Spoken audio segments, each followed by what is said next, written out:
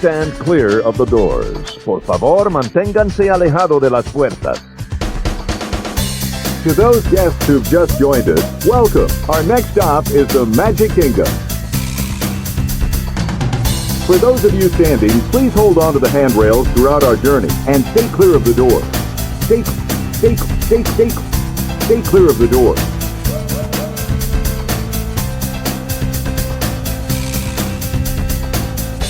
Ladies and gentlemen, we are approaching our station at the entrance to Main Street, USA.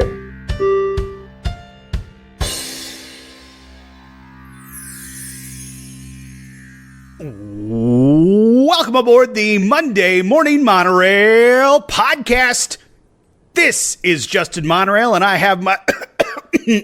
Excuse me, I had something caught in my throat. That was weird. It's a Monday morning, and you know what that means. Hi, everybody. Welcome back to the Monday Morning Monorail Podcast. It's me, it's the DOZ, Landon the Doz Doane, going solo today. Justin Monorail is off on assignment, and Steffers is at Weasel Fighting Camp. Yeah, that's right. That's where Steffers has been the last couple of weeks. She is going after her dream of being a semi-professional weasel fighter. She doesn't want to go fully pro, because if she goes pro, she thinks she'll lose the love of the game, and I respect that. But yeah, you just got me this week, and it's appropriate you have just me this week because we're a little bit light on news, but still do want to bring you an episode of the Monday Morning Monorail Podcast to kick your week off the right way as we are wrapping up the monorail, because I don't want to leave you lacking, because we only have a few episodes left of the monorail before we transition back to Doz Does Disney, and you're left with Captain Poochie once again. Hopefully you fell back with the time change this week, and this isn't a shocking news development for you when I tell you that. Otherwise, the last couple days have probably been a little bit weird and strange for you in that instance. Also, do want to point out, if you are listening to this episode the day it drops, Monday, November the 3rd, tomorrow, Tuesday, November the 4th, is Election Day. Local and state elections are important, maybe more so than national presidential elections. Elections, as we're finding out, do have consequences, so I urge you, if you are able to, get out there and exercise your civic duty and vote. We do have that right, at least for now, in this country to vote, so get out there and do that. That would mean the world to me. But also, I did mention the Monday Morning Monorail is going to be parking itself here in the next little bit, and we are going to be transitioning back to Doz Does Disney, where I run this ship, so to speak. So if you have some favorite memories, some shout outs that you would like to leave for Justin Monorail and myself and Steffers, some highlights of the monorail, as it were, be sure and send those out so we can talk about them and reminisce and give you, the lovely listener, a shout out as we wrap up the monorail here in the next little bit. But without further ado, let's talk about some news that's happening down at the House of the Mouse in Orlando, Florida. We're talking some Disney lore changing down at the parks, and we're also talking some after-hour ticketed events. So let's dive into some Disney news right now.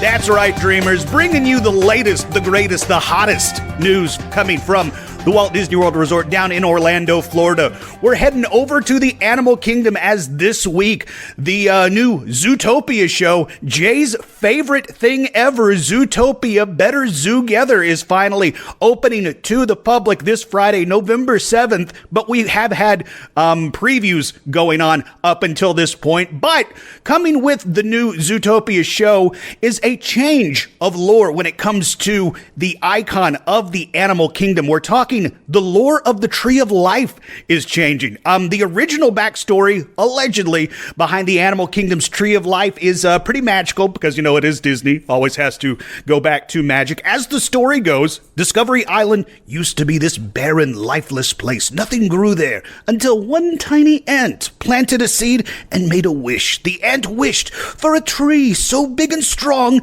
that it could give shelter to every animal. And then, in true Disney fashion, this wish, it came true. The Tree of Life sprouted, grew sky high, and became home to animals from all walks of life. Now, with the carvings on this Tree of Life came in. Also said to be part of the magic as well. Images of animals who found shelter there started to appear in the trunk on their own. A classic, heartwarming tale behind this park icon. Now, here's the plot twist with the introduction of the new Zootopia Better Zoogether. Yeah, I understand why Jay might have some resentment. It takes me a second for my brain to brain right so I can say it correctly. Zootopia Better Zoogether, again, debuting November 7th for the public at Animal Kingdom, is changing things up when it comes to the lore of the Tree of Life. There are posters appearing around the queue of this attraction that gives the Tree of Life a whole new origin story. Instead of the carvings magically appearing on the Tree of Life, it shows the residents of Zootopia themselves carving the animals into the tree. The posters leading into the show tells a story on Zoogether Day where predators and prey come together, shake hands, and live in harmony. With the Tree of Life as a symbol of unity. It ties in perfectly that Zootopia's motto of anyone can be anything truly rings true. Now, of course, this is a big shift from the original Animal Kingdom mythology, and if you are, a big Disney lore person, this might raise some eyebrows, so to speak. But on the flip side, you might think this is a fun new twist that ties in to a new attraction at a Disney park, and it ties into a modern story that Disney is now telling. And the posters are throughout the queue, so it gives you something to look at while you're waiting to take in Zootopia Better Zoogether, which does officially open November 7th. That is this Friday. If you're listening to this podcast today, it drops. And also, speaking of the queue, at the again, braining is really hard to do when you...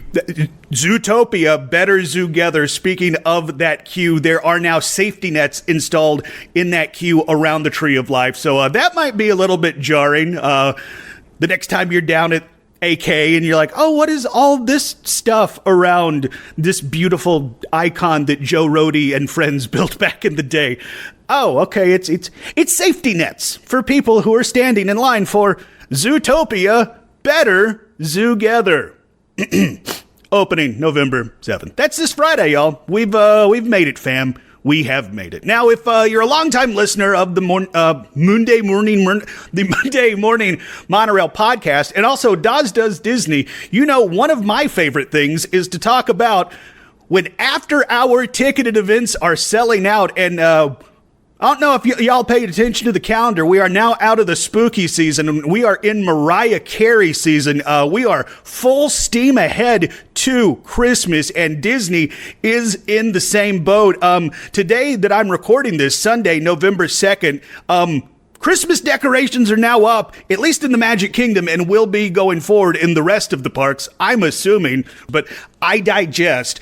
We are talking about Mickey's Very Merry Christmas Party quickly selling out, and as of today, November 2nd, there is only one date remaining in the month of November. We're talking the very end of November, November 30th, and that is the last date if you, as a pass holder, can get your discount of $10 and get a ticket of $189 for you, an AP, and your party. I found out if you're an annual pass holder and you're purchasing tickets for Very Merry, you can get them for your entire party, not just you specifically, the pass holder. So definitely call up the good cast members and they'll help you out on that one. But looking forward, November 30th is the only date available in the month of November. But as of today, again, recording this on Sunday, November 2nd, December 7th, December 9th, 11th, 12th, 14th, 16th, 18th, and 19th are still available if you and your party want to get in on Mickey's Very Merry Christmas Party. Those dates are still available, but the closer you get to Christmas, which, by the way, there is not, repeat, not a party on Christmas itself. The closer you get to Christmas, the more expensive it gets. In December, the cheapest option you're going to be able to get is starting at $209 for ages 9 and up. And for ages 3 to 9, you're looking at $199 a head. So the most expensive option that is still available is December 19th. It is going to be $219 for ages 3 to 9, and then $229 for everybody else. So plan appropriately. Get in while you can. I've said it before in the past. I don't want you and your party to be left out in the cold and not be able to experience the Snope as it comes down on Main Street, USA, dressed up to the nines for Christmas. And God willing, because last year I had this planned and then life happened, I'm going to finally be able to pay off taking my mom, the Lotus, down to Disney and experience Christmas, because my mom loves Christmas something fierce and she has never been able to see how Mickey and friends do Christmas. So I am looking forward to being able to finally pay that off. And even better, coming with me in the Lotus, the smoking hot fiance is going to be joining us. So it is going to be so much fun. And one of the fun aspects of going to Very Merry is you get some free cookies. Well, they're not free. You're paying like $200 a head, so they better well damn give you some cookies. But Disney has revealed what type of cookies and where you can get them at this year's Very Merry Christmas Party. Ooh, this first option looks great for your boy right here, because my dessert of choice is a red velvet cake, and at Lunching Pad in Tomorrowland, you can get a red velvet cake cookie. That sounds good. Your boy's going to try one. Oh, we're heading over to Jay's boy, Cosmic Rays Starlight Cafe, still in Tomorrowland. We got a buttercream frosted chocolate chip cookie made with M&Ms. All right, that sounds awesome. If you want to find out what snowmans taste like, I believe that would be snowmen. Good job by me. Snowmen tastes like. We have snowman-shaped pretzels. Those are going to be handed out at the railroad station in Fantasyland. Fantasyland in specific. Staying in Fantasyland, head over to Gaston's Tavern. We have caramel pretzel chocolate chip cookies. All right, I can get down with that. Oh, you want hot cocoa? Well, it's not hot cocoa, but it's hot cocoa in cookie shape. Sure, that's a thing we can do now in 2025. Why not? Head over to Tortuga Tavern in Adventureland. We have hot cocoa cookies made with Dove chocolate pieces. All right. And then once again, we see the return of buttercream frosted gingerbread cookies. It's Sunshine Tree Terrace in Adventureland. Now, these next treats that I'm going to be listing out, these are going to be allergy friendly. If you I apologize. That sounds insensitive. If you are allergy sensitive to peanut, tree nut, egg, milk, fish, shellfish, soy, gluten, wheat, or sesame allergies, here are some treats that need to be on your radar, because you are good to go when it comes to that. In Lunching Pad in Tomorrowland, you're going to have a chocolate mint mini cookie. All right, that sounds good to me. At Cosmic Rays Starlight Cafe, you have a vanilla mini cookie. Okay, all right, sounds good to me as well. Head over and get the Lemon Burst mini cookie. That's going to be at the Walt Disney World Railroad Station in Fantasyland. Again, Fantasyland specifically, Railroad Station, for that Lemon Burst mini cookie. And then we have a chocolate chip cookie, a classic. You gotta love it. But again, if you're allergy sensitive, head over to Gaston's Tavern in Fantasyland to get that. But if you want some chocolate chip and you want to double down on that bad boy, head over to Tortuga Tavern in Adventureland. And to quote Marge Simpson, who wants ginger snaps? Because you can get ginger snap mini cookies at Sunshine Tree Terrace in Adventureland. And again, those are for allergy sensitive people. Those 6 cookies for you right there. And then, of course, there is a foodie guide that got dropped. I'm not going to go through the whole dang thing by myself. I feel like that would be rude of me to not share the foodie guide with my friends, Jay and Steffers, so we'll wait until they get back and go through that. But that's also another fun thing about any after hours event. We're talking, in this instance, Very Merry, but I know Not So Scary and Jollywood Nights. Jay and I talked on that. I think it was last week. They always have exclusive, very good food offerings that you can check out only during the after hour ticketed events. But speaking of Jollywood Nights, You do have the option to ride attractions at these after-hour events. I do want to point that out there. And now, some people will say you're paying a premium for these after-hour ticketed events, and I don't disagree. And I would, for the most part, agree with them. You are paying a lot to experience these after-hour events. But the options are there for you to ride attractions. You do get into the park early, ahead of the start of the party. But while the party is going on, you do have the option to ride some attractions, and Disney has put out a list of what attractions are going to be running during Jollywood Night this year. In Toy Story Land, you're going to have Slinky Dog Dash, you're going to have Alien Swirling Saucers, or as we like to call it on this podcast, ass. And Toy Story Mania is going to be up and running. So some big hitters up in Toy Story Land that generally have very long lines while it's open to the public. I'll be curious to see what the waits are during Jollywood Nights. And honestly, it's like I might sneak away and at least try and get a ride on Slink, because it's like there are times when I'm in studios, it's like, oh, let's check out and see what Slink's at. It's at 85 minutes. That's going to be a no from me. But yeah, I'll be interested to see what Slinky Dog looks like during Jollywood Nights this year. Now let's head over to its neighbor in a galaxy far, far away. We're talking Star Wars Galaxy's Edge. Looks like it's going to be up and running attraction-wise, full bore. Both Rise of the Resistance and Millennium Falcon Smuggler's Run are going to be running. And much like Slinky Dog, I'm going to be very interested to see what the wait on Rise of the Resistance is going to be. And I'm going to be honest, if it's not a long wait, I am definitely going to be riding Rise of the Resistance, because that is just such a great attraction. If you're telling me I can... What, 10, 15 minutes? Okay, yeah, I can make time in my Jollywood night to rise up with the Resistance for that attraction. That is definitely worth it. Staying in the Star Wars universe, but just a little bit down further out of Galaxy's Edge. Let's head over to Echo Lake. Star Tours is going to be up and running, and then Rock and Roller Coaster and Tower of Terror at Sunset Boulevard is going to be up and running, and then an attraction that my mom loves, so me, Lotus, and Smoking Hot Fiance will definitely find our way over to Hollywood Boulevard, and we will be checking out Mickey and Minnie's Runaway Railway. That will also be up and running during Jollywood Nights. Now, of course, there is the possibility they could go down for maintenance reasons or something like that. Rise of the Resistance, I'm looking at you. But it's like, you do have those options. Attractions will be up and running. Same at Magic Kingdom. I don't have the list in front of me of what will be up and running, but I would imagine most attractions will be up and running.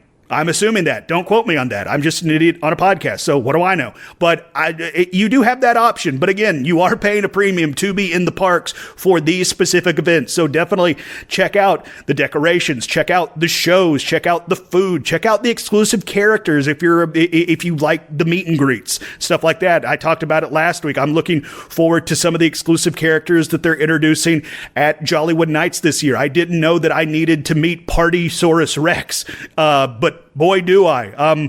I didn't know I needed to meet Bing Bong, but this Bing Bong is definitely looking forward to meeting Disney's Bing Bong at Jollywood Nights this year. So it's like there's a lot to do at these really awesome events. And again, you're paying a premium to be there. So use it. And also, Disney showed us the ornament that you get for attending Jollywood Night, or not Jollywood, Very Merry this year, and it looks really cool. And you, for attending Jollywood Nights this year, you get some Disney or not Muppet themed little plastic glasses. It looks like I would be stunned if Disney's actually giving real glass cups out, because that just feels like a lawsuit waiting to happen. But yeah, that's all the news that is fit to report this week coming out of the House of the Mouse. Like I said, kind of a light news week, and so it's appropriate that you just have me, your boy, Landon the Doz Doane, running the ship. But we will be back next week, fully staffed as much as we are around these parts, because, you know, it is getting close to closing time for the Monday Morning Monorail Podcast. But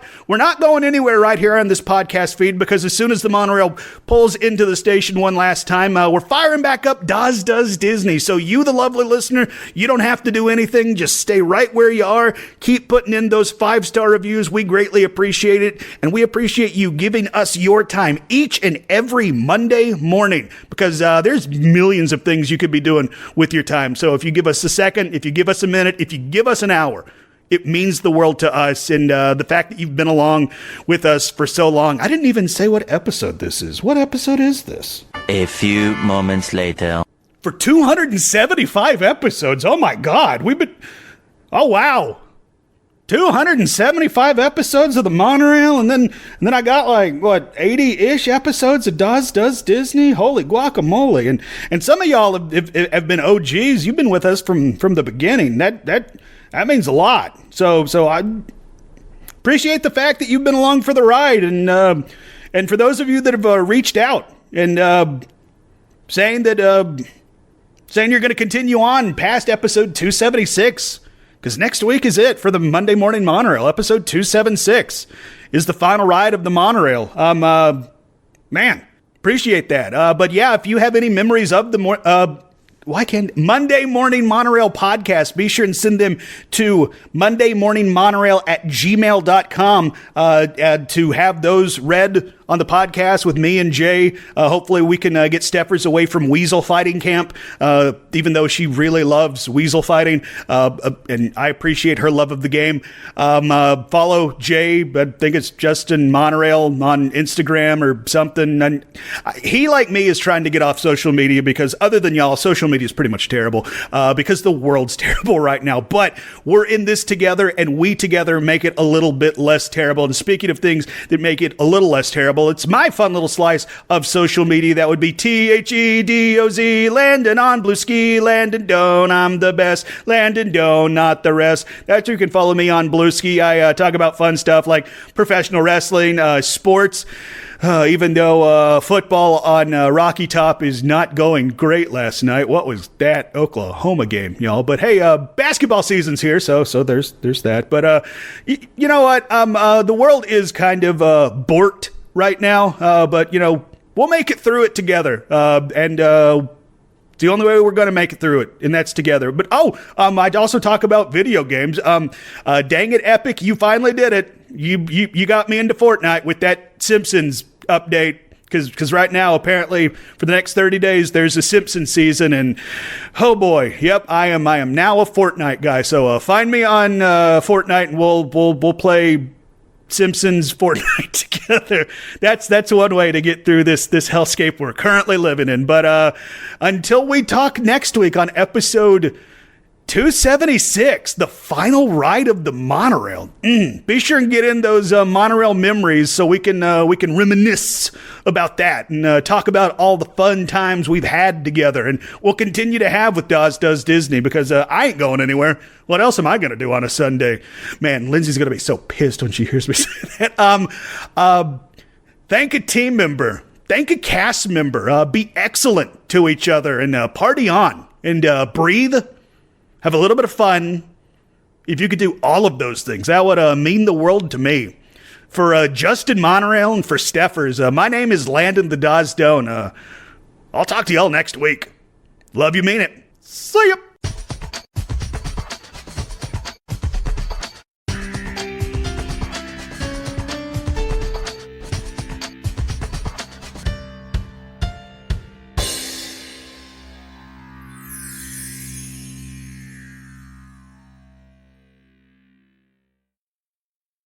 I hope I was recording that.